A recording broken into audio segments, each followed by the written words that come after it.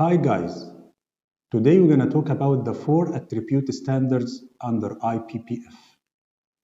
Attribute standards.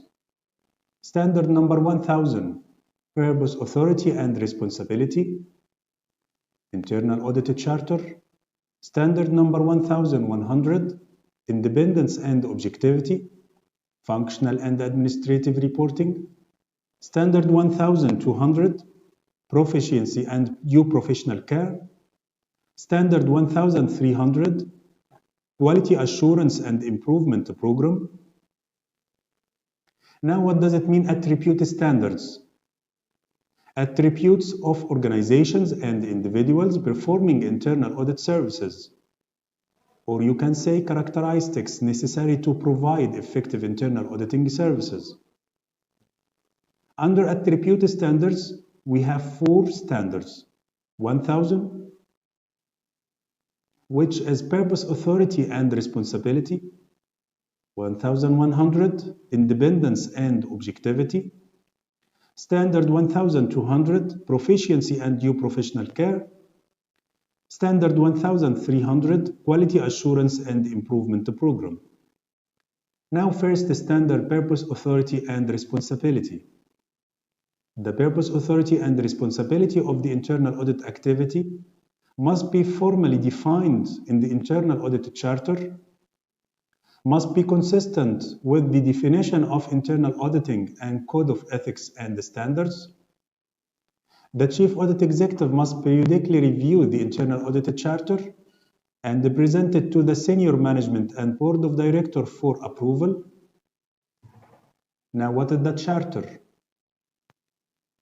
It is a formal document that defines the internal audit activity's purpose, authority, and responsibility. The internal audit charter establishes the internal audit activity's position within the organization, authorizes access to records, personnel, and physical properties relevant to the performance of engagements. The internal audit charter defines the scope of internal auditing activities. Final approval of internal auditing charter resides with board of directors. Standard number 1100, independence and objectivity. Substandard 1110, organizational independence.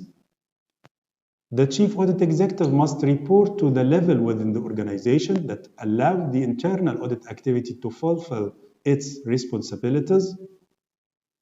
The chief audit executive must confirm to the board of directors at least annually the organizational independence of the internal audit activity. Functional reporting and administrative reporting of internal auditing.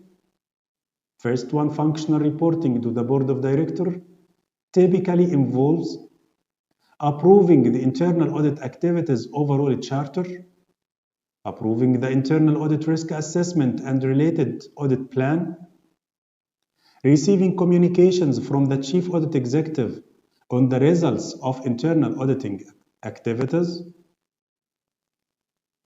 approving all decisions regarding the performance evaluation, appointment, and removal of a chief audit executive, approving the annual compensation and salary adjustment of the chief audit executive, making appropriate inquiries of management and the chief audit executive to determine whether there is audit scope or budgetary limitation that impede the ability of the internal audit activities to execute its responsibilities. Now the second type of reporting, administrative reporting. Administrative reporting is the reporting relationship within organization's management structure that facilitate the day-to-day operations of the internal audit activity. It typically includes budgeting and management accounting, human resource administration, including personnel evaluations and compensation, internal communications and information flows, administration of internal audit activities, policies and procedures. Standard number 1200, proficiency and due professional care.